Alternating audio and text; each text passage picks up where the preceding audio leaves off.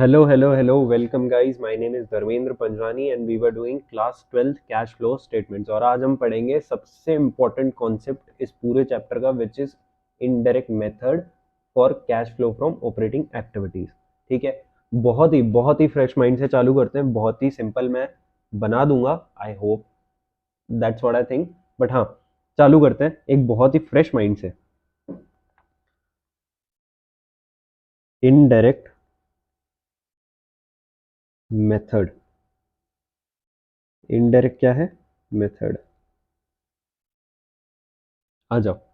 Now direct method आपको पता चल गया. आप नॉर्मल कैश के ट्रीटमेंट्स कर लो. जो जितना कैश आपका गया, जितना कैश आपका आया, वो आप ले लो और हो जाएगा पूरा का पूरा.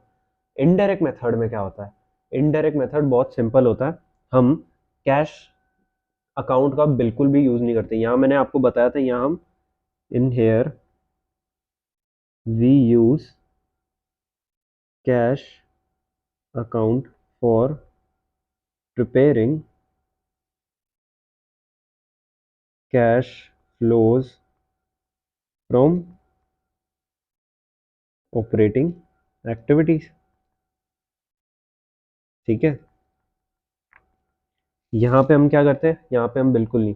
सबसे पहला क्वेश्चन जो मैं पूछना चाहता हूँ, क्वेश्चन नंबर वन तो क्या ही भाई. क्वेश्चन डिफरेंस बताओ मुझे cash account and profit and loss account में. ठीक है, मुझे बस डिफरेंस बता दो आपकी कैश अकाउंट और प्रॉफिट एंड लॉस अकाउंट में क्या होगा. ओके, आई होप आपने बहुत सही आंसर दिया होगा. बट मैं जिन लोगों को शायद नहीं पता या थोड़ा बहुत डाउट है उनको मैं बता देता हूँ. स्टिल मुझे पता है आप लोग 12th में हो, आपको ज़्यादा इतना नॉलेज होगा नहीं इन डेप्थ. आप बहुत सारी चीज़ें देख रहे हो अकाउंट्स में जो नहीं है. ठीक है, तो मैं आपको बता देता हूँ. कैश अकाउंट में क्या होता है? रिसीट्स एंड एक्सपेंसेस इन, या फिर पेड लिख लूँ मैं, पेड और रिसीड इन कैश. मतलब जो सारे खर्चे या फिर उनको जो कमाई बोल लो, वो जो कैश में आई है और जो गई है वो क्या है? वो आती है कैश अकाउंट में आती है. ठीक है, वो क्या आती है? कैश अकाउंट में आती है. प्रॉफिट एंड लॉस में क्या आता है? प्रॉफिट एंड लॉस में every income slash gains and loss slash expenses whether paid or not operational cash expense or not. Cash expense or not. कहने का मतलब प्रॉफिट एंड लॉस में क्या आता है? सारा इनकम और गेन आ जाता है, एक्सपेंसेस और लॉस आ जाता है, चाहे वो हमने पे किया हो या नहीं किया हो, या फिर चाहे वो कैश में हो चाहे वो कैश में ना हो. कहने का क्या मतलब है?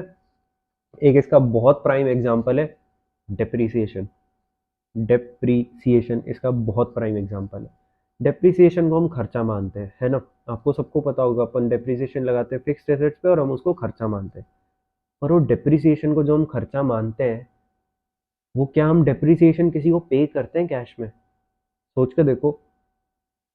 आपका जवाब होगा नहीं, नहीं करते. क्यों नहीं करते? क्योंकि डेप्रीसिएशन तो एक काइंड ऑफ हम रिजर्व बना रहे हैं हमारे ही खुद के पास. कहने का मतलब मैंने कमाए 1000 रुपए. ठीक है, मैंने कमाए 1000 रुपए. 1000 रुपए में से मैंने माइनस किया डेप्रीसिएशन कितने का? 100 रुपए का. ठीक है, मेरी जेब में 1000 रुपए पड़े. 1000 रुपए में से मैंने 100 रुपए निकाल के मेरी दूसरी जेब में रख दिए. मैंने 100 रुपए निकाल के मेरी दूसरी जेब में रख दिया और मैंने क्या बोला? मैंने ये बोला कि मैं इस जेब को हाथ ही नहीं लगाऊंगा, मैं इस जेब में से 1 रुपया नहीं निकालूंगा.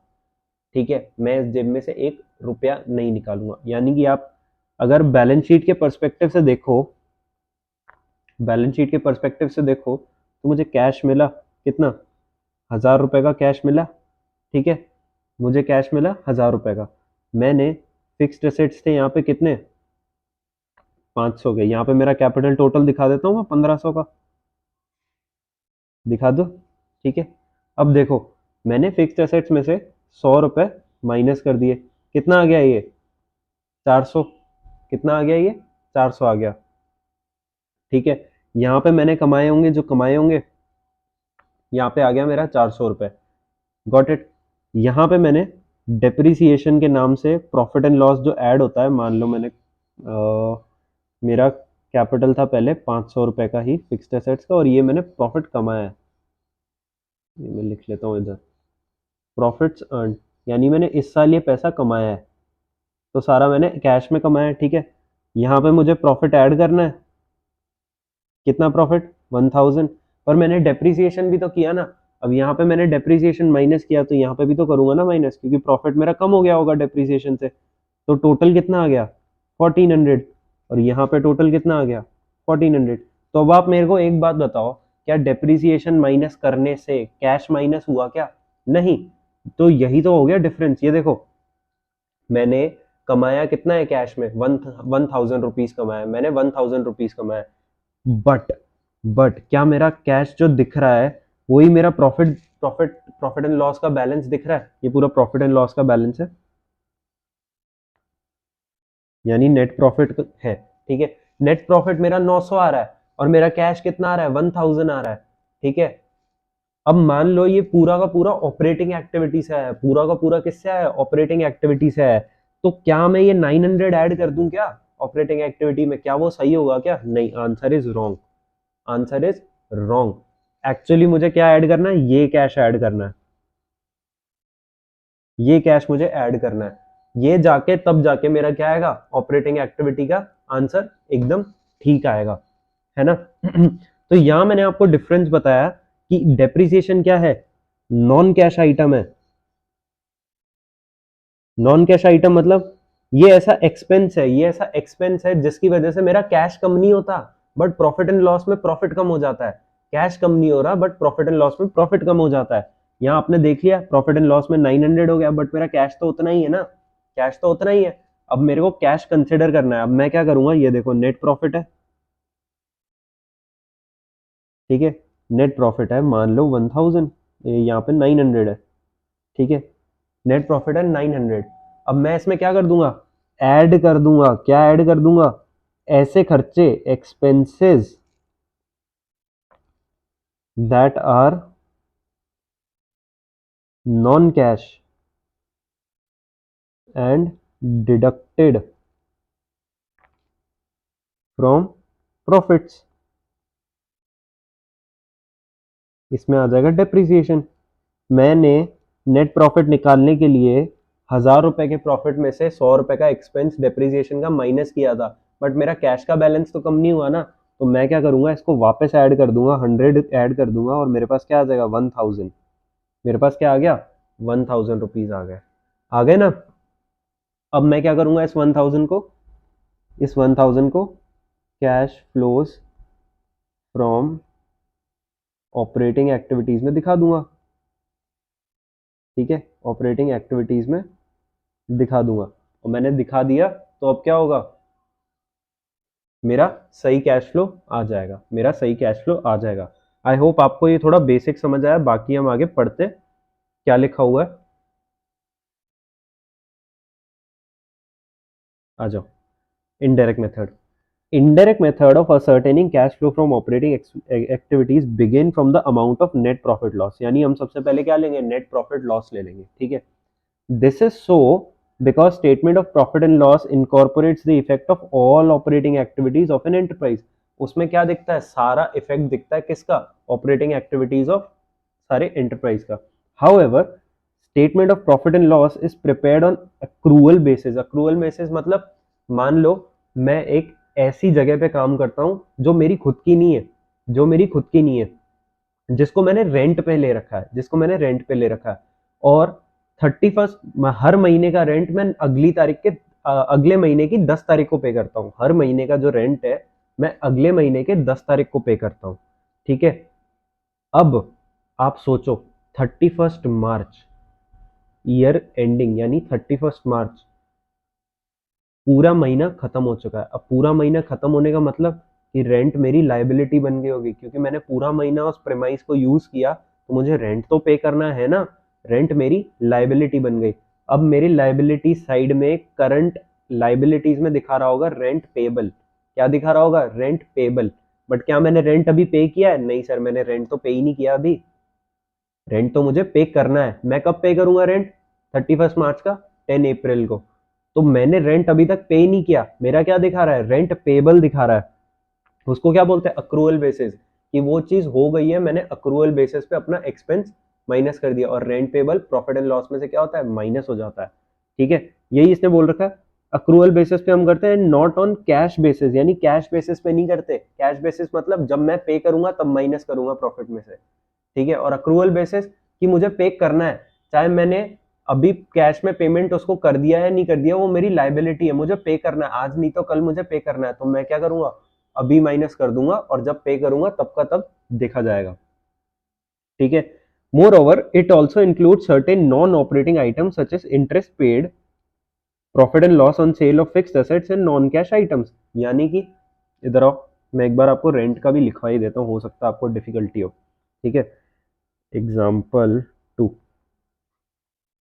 Rent payable. सबसे पहले अक्रूवल बेसिस क्या होता है?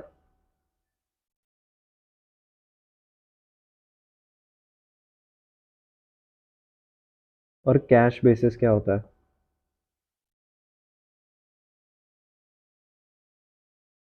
ठीक है, अक्रूवल बेसिस में होता है deduct from profit if accrued, or we can say if becomes payable। और कैश बेसिस में आ जाएगा deduct from profits when paid. When what? Paid. जब हमने पे करा तब आप डिडक्ट कर दो प्रॉफिट्स में से। ठीक है, अब देखो, अक्रूवल बेसिस का एग्जांपल मैं यहाँ लिख लेता हूँ। मान लो डीपी लिमिटेड है, works on a premise rented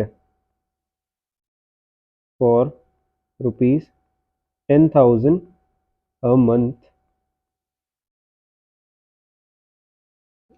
every month's rent is paid on next its next month's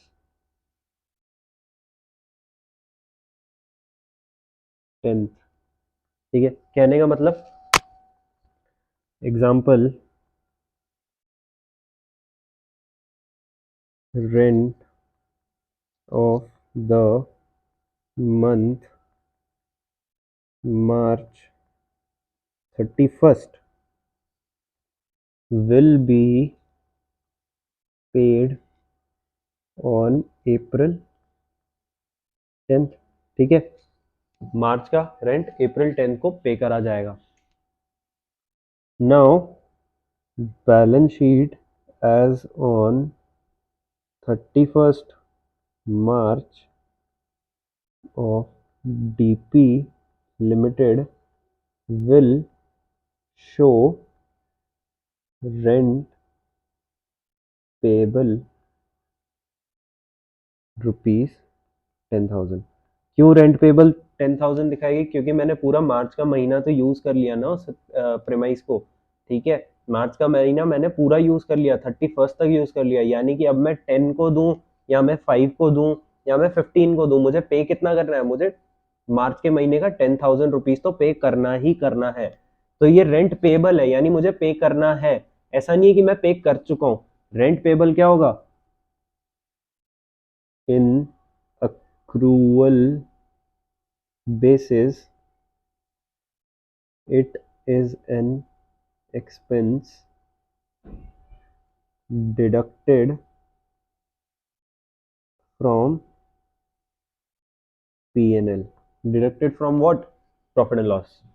ठीक है, रेंट के बारे में बात हो गई। अब अपन एक और चीज के बारे में बात करेंगे।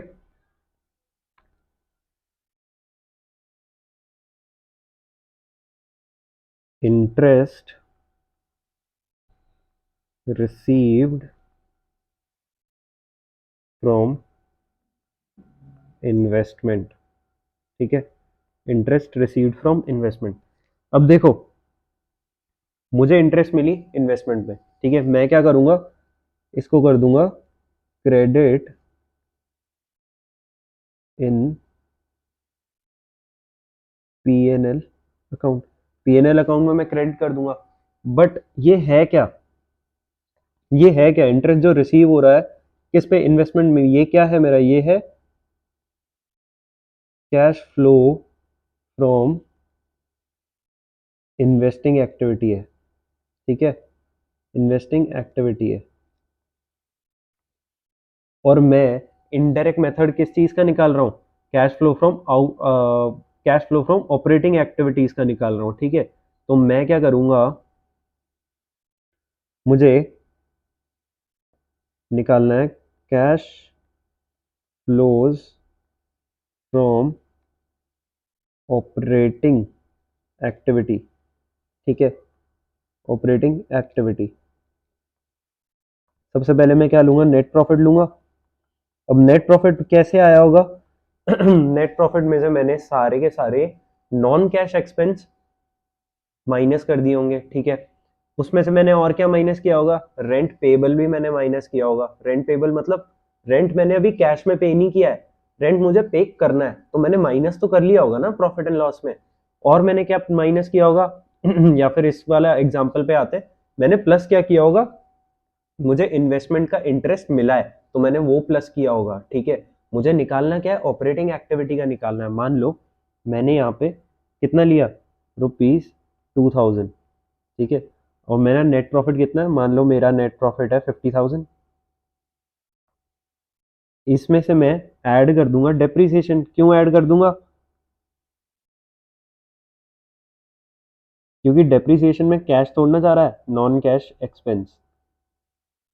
ठीक है, मान लो इसमें 10,000 नहीं, कुछ और लेता हूँ, 5,000 का डेप्रीसिएशन है, तो मैंने ऐड कर दिया। मैंने इसमें क्या ऐड कर दिया, रेंट पेबल ऐड कर दिया। ठीक है नॉट, नॉन कैश एक्सपेंस भी बोल दो या फिर आप बोल दो नॉट येट पेड, अभी तक पे ही नहीं किया है भाई।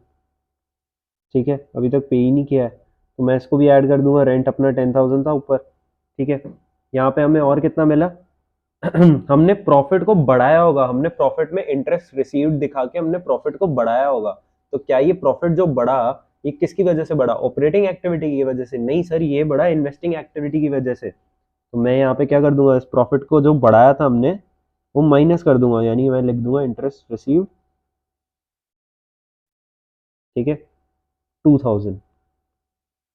मैं यहाँ पे अब मेरा जो cash flow from operating activities निकला वो क्या आएगा, 50 और 5 55 और 65, 65 में से 2 गए, ये अच्छा 63,000। 63,000 मेरा आ जाएगा CFS या cash flow from operating activity. और सिमिलरली मैं cash flow from investing activity में क्या दिखा दूंगा, इंटरेस्ट रिसीव्ड 2000। ठीक है, और ये एंड में क्या होगा, दोनों ऐड हो जाएगा ना। मान लो अगर cash flow from financing activity 0 है तो दोनों ऐड हो जाएगा। ठीक है, सो हम पहले इसको माइनस कर लेंगे ताकि हम ऑपरेटिंग एक्टिविटीज के कैश फ्लोज निकाल लें, और बाद में हम इन्वेस्टिंग एक्टिविटीज में जहां पे हमें actually interest received from investment लिखना है उसे लिख के हम दिखा देंगे। ये मैंने 2000 लिखना है। ठीक है, ऐसे करके बहुत सारी चीजें होती हैं, जैसे कि डिविडेंड पेड। डिविडेंड पेड, आपने डिविडेंड पे किया होगा तो आपने डिविडेंड पे करने की एंट्री प्रॉफिट एंड लॉस में भी दिखाई होगी कि देखो मैंने डिविडेंड पे कर दिया है, ठीक है, मैंने डिविडेंड पे कर दिया है। अब आप यहाँ पे क्या करोगे, यहाँ पे आप क्या करोगे, जो आपने डिविडेंड पेड दिखाया वो एक्चुअली क्या है, फाइनेंसिंग एक्टिविटी है। डिविडेंड पेड क्या है, यहाँ पे आना चाहिए, ठीक है, यहाँ पे आना चाहिए, किसमें, माइनस में आना चाहिए। अब ये जो नेट प्रॉफिट है इसमें ऑलरेडी माइनस हो चुका है, ये ऑलरेडी माइनस, ठीक है, ऑलरेडी माइनस हो चुका है। तो आप यहाँ क्या कर लोगे, डिविडेंड पेड ऐड कर दोगे यहाँ पे, और यहाँ पे क्या करोगे, माइनस कर दोगे डिविडेंड पेड को, ठीक है, डिविडेंड पेड को क्या कर दोगे, माइनस कर दोगे।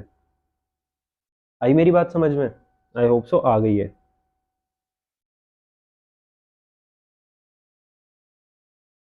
आ जाओ आगे पढ़ते हैं इसी में। Non cash item such as depreciation, goodwill written off, goodwill written off भी एक नॉन कैश आइटम है। हमने क्या किया, जैसे ही हम फिक्स्ड एसेट्स को कम करते हैं वैसे ही हम इंटेंजिबल एसेट्स, फिक्स्ड एसेट्स में दोनों ही आते हैं, टेंजिबल इंटेंजिबल, हम इंटेंजिबल एसेट को भी कम करते हैं, यानी कि गुडविल को हम अगर हम कम कर रहे हैं तो उसको हम बोलते हैं गुडविल राइट ऑफ। डिविडेंड हमने डिक्लेयर किया, यानी कि डिविडेंड डिक्लेयर करना मतलब प्रपोज डिविडेंड, याद करो प्रपोज डिविडेंड के केस में हम उसको एक्सपेंस तो मानते हैं ना, शुरू में हम ये तो मानेंगे ना कि हमें पे करना है, बट हमने पे नहीं किया तो हम उसको क्या करेंगे, ऐड बैक कर लेंगे, खर्चे को हमने जो लेस किया पीएनएल से वो कैश का खर्चा नहीं है, तो हम उसको क्या कर देंगे, ऐड बैक कर देंगे, ठीक है। Therefore it becomes necessary to adjust the amount of net profit loss as shown by statement of profit and loss by arriving at cash flow from operating activities. Let us look at this example. हम एक example देखते हैं, आ जाओ। Statement for profit and loss for the year ending मार्च 31, 2017। क्या दे रखा है इसमें, revenue from operation यानी कि सेल्स दे रखी है, अदर इनकम दे रखा है, एक्सपेंसेस हमको दे रखा है, कॉस्ट ऑफ मटेरियल कंज्यूम दे रखा है, purchases of stock and trade दे रखे हैं, एम्प्लॉय बेनिफिट्स एक्सपेंस दे रखे हैं, फाइनेंस कॉस्ट यानी इंटरेस्ट वगैरह रिलेटेड चीजें दे रखी है, डेप्रिसिएशन दे रखा है और अदर एक्सपेंसेस दे रखा है, और हमें क्या निकाल रखा है, प्रॉफिट बिफोर टैक्स निकाल के दे रखा है। 1,02,000 का हमें रिसीट्स यानी कि इनकम हुआ है, और 72,000 का हमारा एक्सपेंस है, 30,000 का हमारा क्या आ जाएगा, प्रॉफिट बिफोर टैक्स। अब क्या बोल रहा है, नेट प्रॉफिट ऑफ 30,000 बता रखा है, नेट प्रॉफिट ऑफ 30,000 हमने निकाल ही रखा है। क्या बोल रहा है, depreciation is a non-cash item, hence 5,000 charged at depreciation does not result in cash flow, therefore this amount to be added back। देखो नेट प्रॉफिट क्या है हमारा 30,000, अब क्या बोल रहे हैं, डेप्रिसिएशन 5,000 का ऐड कर देंगे क्योंकि हमारा नॉन कैश है ना, कैश थोड़ा कुछ हो रहा है। Finance cost of 5,000 is cash flow, cash outflow on the account of financing activity. Financing activity यानी क्या बोल रहा है, जो आपका फाइनेंस कॉस्ट है ना 5,000 रुपीज का, ये वाला,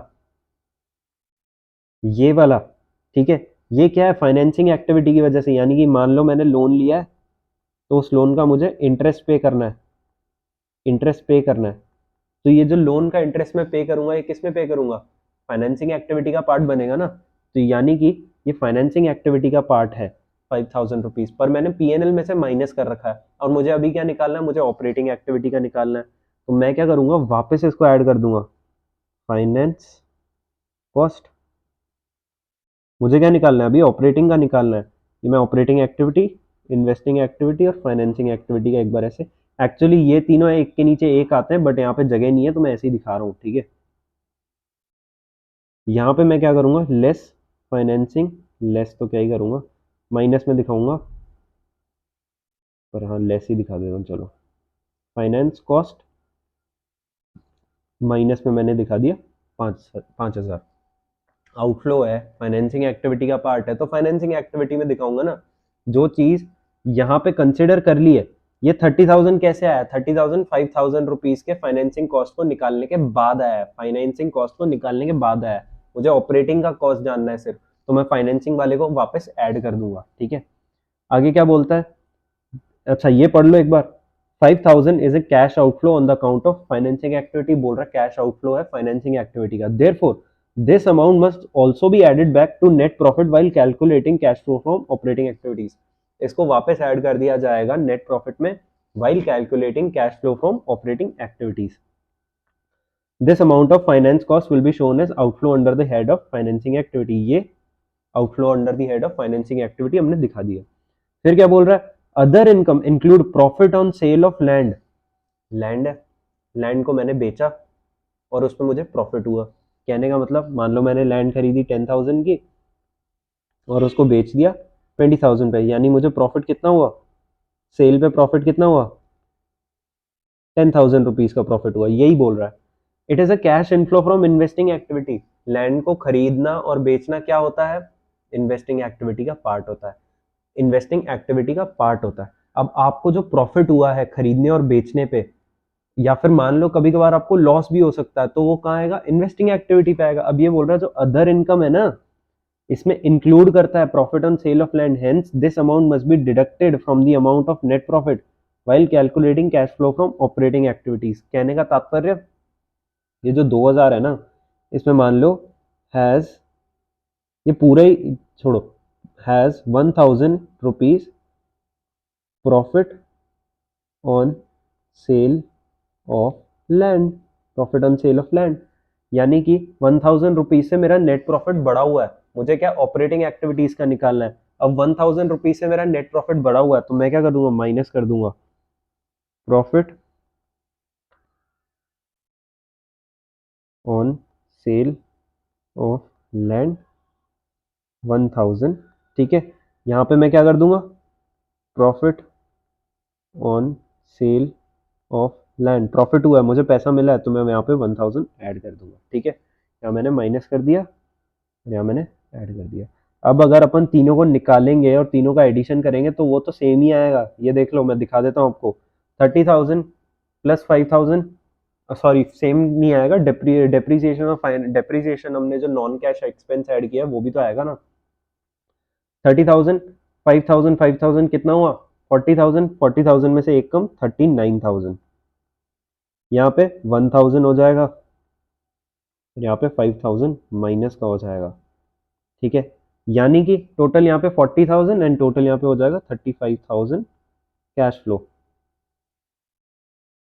कैश फ्लो, ठीक है। हमारा प्रॉफिट कितना था, 30,000, उसमें से हमने नॉन कैश जिसमें हमारा पैसा लगा ही नहीं है, जिसमें हमारा पैसा लगा ही नहीं है वो ऐड कर दिया, तो हमारा कितना हो जाएगा 35,000, ठीक है। बाकी जो दो चीजें हैं, फाइनेंसिंग कॉस्ट और प्रॉफिट ऑन सेल, ये तो क्या है, अलग हेड की थी, तो हमने क्या इनको रिक्लासीफाई किया, हमने ऑपरेटिंग से निकाल के इनको जिस हेड में जाना था उस हेड में डाल दिया है, ठीक है। Financing cost, finance cost financing activity में माइनस होना था, तो इसको क्या कर दिया, ऑपरेटिंग में तो प्लस कर दिया और फाइनेंसिंग में माइनस कर दिया। Profit on sale of land plus होना है इन्वेस्टिंग एक्टिविटीज में, तो प्लस कर दिया, और ऑपरेटिंग के लिए ऑपरेटिंग में माइनस कर दिया, क्योंकि प्रॉफिट ज्यादा है, प्रॉफिट बढ़ाया है उसने, ठीक है। और वो प्रॉफिट हमको क्या दिखाना है, सिर्फ आई मीन कैश जो हमें दिखाना है वो किसका दिखाना है, ऑपरेटिंग का दिखाना है। क्या बोल रखा है, above example gives you an idea as to how various adjustments are made in the amount of net profit loss, other important adjustments related to changes in working capital which are necessary. Now changes in working capital के बारे में बता रखा है, ठीक है। Changes in working capital के regarding मैं आपसे नेक्स्ट लेक्चर में बताऊंगा। टिल देन मैं चाहता हूं इतना कि आप रिक्लासिफिकेशन और नॉन कैश एक्सपेंस के बारे में जानो कि क्या होता है रिक्लासिफिकेशन और नॉन कैश एक्सपेंस, ठीक है, और उसको कैसे एडजस्टमेंट किया जाता है। आप यहां तक मैं चाहता हूं, सिर्फ यहां तक मैं चाहता हूं आप इसको पढ़ो, एग्जाम्पल को अच्छे से अपने दिमाग में बिठाओ कि क्यों हम प्रॉफिट एंड लॉस करते हैं, क्यों हम प्रॉफिट एंड लॉस को उठाते हैं। देखो डायरेक्टली हम कैश उठा सकते हैं, पर प्रॉफिट एंड लॉस में सारी चीजें होती हैं। प्रॉफिट एंड लॉस में क्या होता है, अगर हम, प्रॉफिट एंड लॉस में सब होता है, अक्रूवल बेसिस पे भी होता है, ठीक है। यानी कि ऐसी चीजें होती हैं प्रॉफिट एंड लॉस में, जैसे रेंट पेबल होता है जो हमने अभी तक पे नहीं किया, कैश का कोई लेना देना ही नहीं है इसमें, अभी हमने कैश में पे थोड़ा ना किया रेंट, ठीक है। डेप्रीसिएशन होता है जो क्या है, नॉन कैश है। तो अगर हम इन सबको हटा देंगे, एलिमिनेट कर देंगे, तो हमारे पास क्या बच जाएगा, ओनली कैश फ्लोज बच जाएंगे। हमारे पास क्या बच जाएंगे, ओनली कैश फ्लोज बच जाएंगे। हम सारी नॉन कैश की चीजों को, यानी कि जो चीजें प्रॉफिट एंड लॉस में ऐसी आ रही है जिनमें कैश का कोई लेना देना नहीं है, अगर हम उसको हटा देंगे तो हमारे पास क्या बचेगा, ओनली कैश फ्लोज बचेंगे, कैश का आना और कैश का जाना ही तो बचेगा, और इसी को हमें क्या करना है, दिखाना है। और ये जो सारे कैश फ्लोज बचेंगे हम इसको किस में डिवाइड कर देंगे, तीन पार्ट में। ऑपरेटिंग एक्टिविटी, इन्वेस्टिंग एक्टिविटी और फाइनेंसिंग एक्टिविटी। अगर नेट प्रॉफिट में कोई ऐसी चीज है जो इन्वेस्टिंग प्रॉफिट एक्टिविटी में ऐड होनी है तो हम क्या कर देंगे, नेट प्रॉफिट में से माइनस कर देंगे। अगर इन्वेस्टिंग एक्टिविटी में माइनस हो रही है तो प्लस कर देंगे। सिमिलरली फाइनेंसिंग एक्टिविटी में ऐसी कोई चीज है जो नेट प्रॉफिट में फाइनेंसिंग एक्टिविटी में मान लो हमें डिविडेंड सॉरी फाइनेंसिंग एक्टिविटी में मान लो हमें क्या ऐसा ऐड होता है, मान छोड़ो आप, फाइनेंसिंग एक्टिविटी में आप मान लो आपने डिविडेंड पे किया, ठीक है, आपने डिविडेंड पे किया। अब आपने डिविडेंड पे किया होगा तो नेट प्रॉफिट में से भी तो माइनस हुआ होगा, तो हमें क्या करना है, प्लस कर देना है, उसको उल्टा कर देना है। सिमिलरली सेम ही होगा ये, ठीक है। आई होप आप समझ गए हो बात, आई होप आप समझ गए हो। नेक्स्ट इसका एक पार्ट होता है working capital, changes in working capital, वो हम पढ़ेंगे हमारे नेक्स्ट पार्ट में। Till then goodbye and take care.